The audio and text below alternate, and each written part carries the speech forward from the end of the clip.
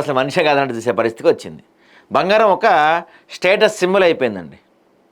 ఇది బడా వాళ్ళకి లేండి, మనలాంటి మధ్యతరగతి వాళ్ళకి పేదవాళ్ళకి కాదు పాపం. సో వీళ్ళకి అదొక ఫ్యాషన్ అయిపోయి ఏమైందంటే ఇప్పుడు బంగారం అనేది ఒక వైభవం కాస్త భారంగా మారిపోయింది. విపరీతమైన రేటు ఏంది, ర్యాకెట్ కన్నా వేగంగా దాటి వెళ్ళి దూసుకెళ్తుంది. 1,00,000 అవ్వదు అనుకున్న బంగారం 1,00,000 దాటిపోయి 1,00,000 పైకి వెళ్ళిపోయి ఇంకా వెళ్తుంది. ఇదే కంటిన్యూ అయితే మేబీ ఇయర్ ఎండింగ్ లోపు నెక్స్ట్ ఇయర్ లోపు మనం తులం బంగారం 2,00,000 చూసినా ఆశ్చర్యపోను అసలు. మరి రేవంత్ రెడ్డి గారు తులం బంగారం ఇస్తా అంటున్నారు, రేట్లు పెరిగిపోతున్నాయి, తొందరగా చూడండి ఆ పనేదో. ఆకాశాన్ని అంటుతున్న బంగారు ధరలు, వరుసగా పెరుగుతున్న ధరలతో బెంబేలు. పెరుగుదల వెనుకున్న అసలు కారణాలు ఏంటి? పెరుగుదల అసలు కారణాలు ఏంటంటే మన వాళ్ళకు ఉన్న పిచ్చి. బంగారం అంటే మన వాళ్ళకి అసలు ఆగదు.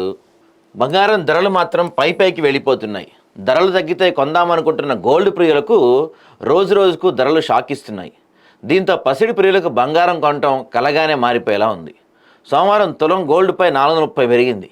ఇక కిలో వెండి 3,000 పెరిగింది. దీంతో బంగారు ప్రియులు వామ్మో అంటూ గుండె మీద చేసుకుంటున్నారు.